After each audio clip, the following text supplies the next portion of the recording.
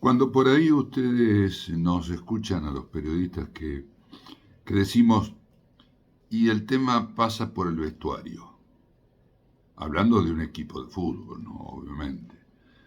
Precisamente no es solamente que, que todo lo que está pasando se reduce a los camarines, a donde se visten, a donde se cambian, sino que es un abarcativo a cómo está el grupo, a cómo funciona el grupo, en todos lados, ¿eh?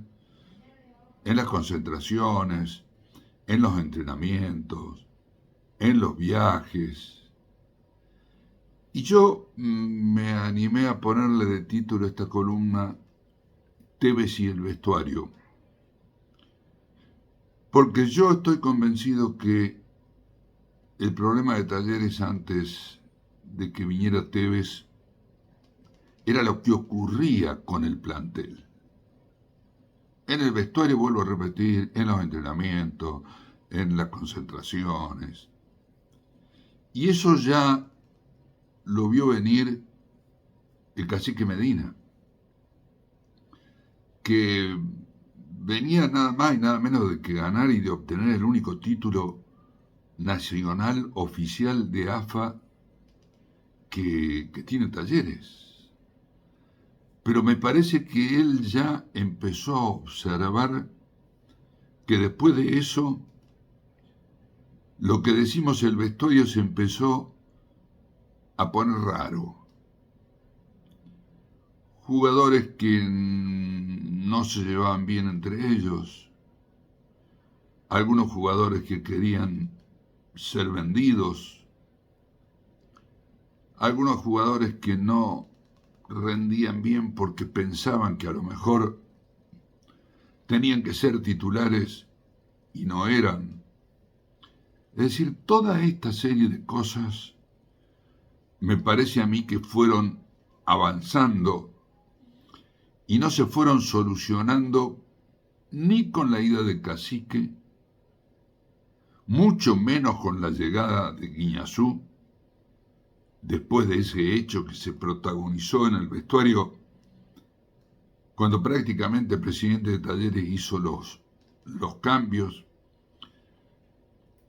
Y acá hago un paréntesis porque es muy difícil ingresar al mundo del vestuario.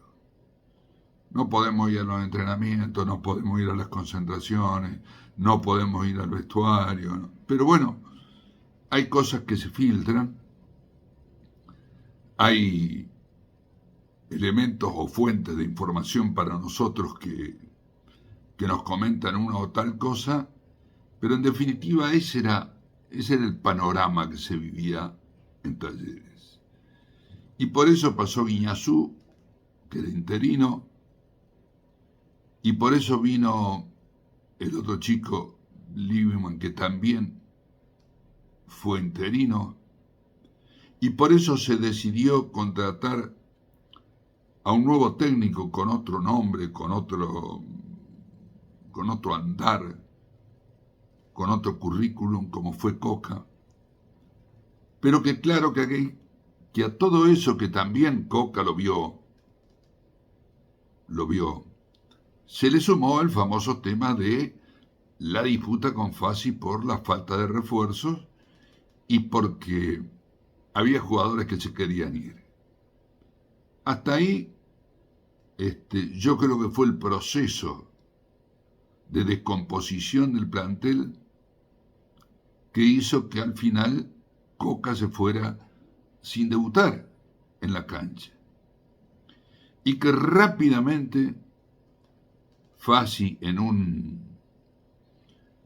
una acción rápida de instinto que tiene, lo trajo a Carlos Tevez como nombre, como figura, como, como hombre representativo del fútbol con una larga historia. Y me parece que en el poco tiempo que tuvo Tevez, formó un equipo, jugó y perdió el primer partido. Pero después, alguien que conoce muchísimo realmente de ese tipo de problemas de plantel como es Carlos, los empezó a solucionar. Y para mí esa es la impresión que me da después del partido con Independiente, donde vimos un Talleres en la cancha, que es la única oportunidad que tenemos nosotros de ver cómo anda el equipo y cómo anda el plantel. Vimos un Talleres distinto, un Talleres con una actitud totalmente distinta en cada uno de sus jugadores y de visitante en la cancha de Independiente y obteniendo un triunfo después de mucho tiempo de no ganar. Y entonces el planteo viene por: ¿Tevez lo revolucionó tácticamente? Yo creo que no. Tevez acomodó algunas piezas que estaban en un lugar, algo de eso puede ser. Pero para mí lo que Tevez hizo es reacomodó el vestuario. Es decir, se dio cuenta de todos los temas y todos los problemas que habían adentro del vestuario, como ya lo anuncié, y lo fue solucionando con su experiencia, con el respeto que obviamente le tienen los jugadores que pertenecen al plantel de Talleres a la trayectoria de Tevez, y vimos un Talleres distinto.